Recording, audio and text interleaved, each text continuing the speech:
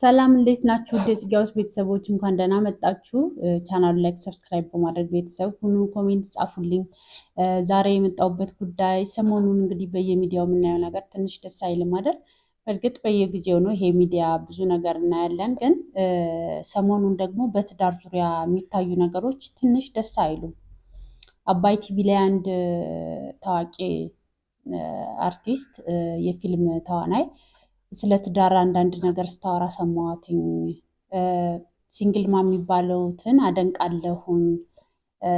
ብቻዋን ሆና የምታሳድግ ሴት ለእኔ ጀግና ናት።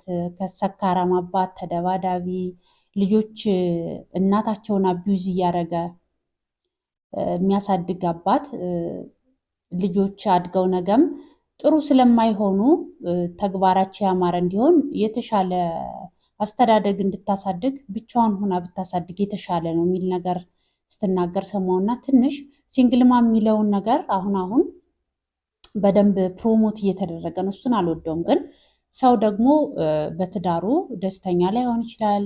ይጎዳ ይሙት ሳይሆን ግን ወጠው ባያስተዋውቁት፣ እንደኔ ወጠው ሲያስተዋውቁት ደስ አይልም። በተለይ ደግሞ ታዋቂ ሰዎች ሲሆኑ ቶሎ ሰውም የመቀበል ነገር ስለሚኖር አሁን ላይ በየሚዲያው እየወጡ ሲንግል ማምነትን በደንብ ሲያስተዋውቁት ምናምን ስታዩ ደስ አይልም።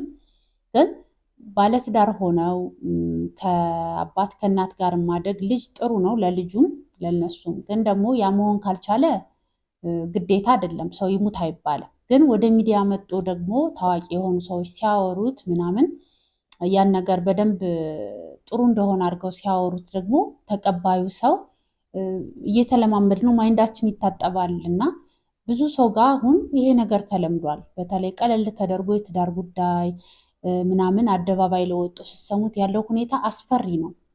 አንዳንዱ ትልቅ ሰው የምትሉት በእድሜ ብዙ ያስተምረኛል ብላችሁ የምታስቡት ሰው እግረኛው ሚዲያ ላይ ታችሁታል ብዬ አስባለሁ። እሱም ትልቅ ሰው ናቸው። ያገባኋትኝ በለስላሳ አረቄ ጨምሬ ነው ምናምን ብለው ሲያወሩ ትሰማላችሁ። የሆነ ቦታ ሄዳችሁ ደግሞ ስታዩ እያስፈራራትኝ የእርቃን ፎቶ ቪዲዮ ምናምን ይዞ ባሌ ነው ብላ 5 ዓመት 10 ዓመት 10 ምናምን ዓመት የኖረችው ሰው ደግሞ ልጆችም ወልደው ሊሆን ይችላል፣ ሳይወልዱም ቀርተው ይሆናል። ቪዲዮ ይዞ ሲያስፈራራ በዛ ምክንያት እየተሰቃየች ምትኖር እየተደበደበች አይኗ ፊቷ አብጦ ብዙ ጠባሳ ደርሶባት ንግግር በማስቀየም ብዙ ነገር ታያላችሁ። እና ዘንድሮ የትዳር ነገር በአደባባይ መጥቶ ወደ ሚዲያ ሲወራ ያስፈራል። አሁን ላላገቡ ልጆች ምንድን ነው የሚማሩት? አሁን ብዙ ሰው ወጣት ማግባት የሚፈልግ አለ። ደግሞ ይህን ሲያዩ ደግሞ ይፈራሉ። ትዳር እንደዚህ ነው እንዴ? ከገባው በኋላ እንደዚህ ይሆናል፣ ከወለድኩኝ ምናምን ብዙ አይነት ነገር ነው የምታዩት። እና ትንሽ አሁን ሚዲያው የሚያስተምረው ነገር ሳይሆን አጥፊነቱ እየበዛ መጥቷል። በተለይ እንደኛ ሀገር ላለ ሚዲያው ላይ በደንብ ገና አልሰራንም፣ እያወቅነውም አይደለም።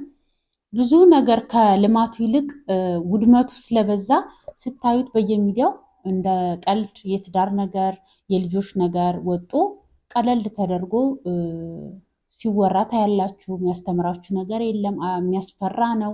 ብዙ ማግባት ይሮጣል። ብዙ ሌላው ደግሞ ያገባው ደግሞ ለመፋታት ምናምን ያለው ፍትጊያ በጣም አስፈሪ ነው። እና እኔ ሰሞኑን ደግሞ በጣም ከገረመኝ ነገር እንግዲህ በኢሮፕ የሚኖሩ ዜጎች ኢትዮጵያውያን ናቸው፣ እዛ የኖሩ ናቸው።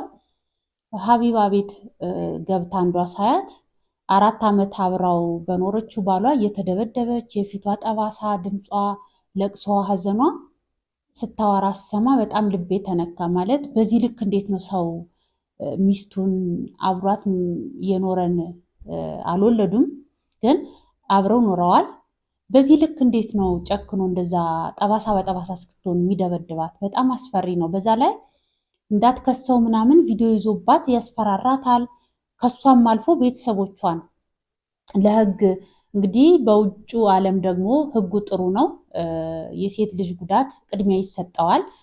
ለምን እዛ እኮ ህግ የረቀቀ ነው። የሴት ልጅ ጉዳት ቀድመው ነው ለምን ሲሏት ቪዲዮ ስለያዘ እያስፈራራ ከከሰስሽኝ ይሄን ቪዲዮ ለቀዋለሁ ሶሻል ሚዲያ ላይ፣ ስለዚህ ምንም አታመጭም፣ አባቷንም ልጄን ምናምን ሲል ይሄው ከፈለክ እለቅባታለሁ ምናምን እያለ ያስፈራራቸዋል ቤተሰቦቿን። ከዛም አልፎ የ8 ዓመት ልጅ ያለቻት በእሷ ያስፈራራታል። ኢትዮጵያ በሚኖሩ እህት ወንድሞቿ ያስፈራራታል ምናምን እና እንዴት ነው ይሄ ነገር ቀለል ተደርጎ በውጭም ዓለም ያሉ እዚህም ያሉ አሁን ቀለል ተደርጎ አብረህ የኖርከውን ሰው ባልሽን፣ ሚስትን በዚህ ልክ እንዴት ነው ማለት አብረህ የምትኖረውን ሰው እኔ ግራ ግብት አሳዝናኛለችም ልጅቱ። የሰውየው ተግባር በጣም አበሳጭቶኛል። ግን በውጭ ዓለም ነው የሚኖሩት። ያን መረጃ ይዞ የተደበደበችበት ራበት በቴሌግራም የሚልክላቸው ቮይስ አለ። ስለዚህ ያ ተይዞ ለምን ወደ ህግ ቀርቦ አይከሰስም? ለምን በህግ አግባብ ተጠይቆ ቅጣቱን አይቀበልም ስትል እያስፈራራቸው ቤተሰብ አባቷን ምናምን ማለት ነው። እና ምን አይነት ሁኔታ ነው ያለ ነው? በጣም እኔ እንጃ አላቅም ምን እንደምል ብቻ ከባድ ነው። እና አሁን ያለችበት የልጅቱ ሁኔታ በጣም ምስቅልቅል ያለ ነገር ነው ያለውበት ሁኔታ ተስፋ አስቆራጭ ነው። በብዙ ነገር ተበድያለሁ፣ ብዙ ነገር አድርጎኛል። ከዛ እንደዛም አድርጎ ደግሞ እሱ ሌላ ቦታ ሄዷል። እሷ እየተሰቃየች ነው። የደረሰባት ጉዳት ቀላል አይደለም። ያን ነገር እንኳን ካወጣች እንደዚህ ያደርጋለሁ ይላል። እኔ አሁን ላይ ለትዳር ያለው አመለካከት በብዙ ስታዩት አስፈሪ ሆኗል በጣም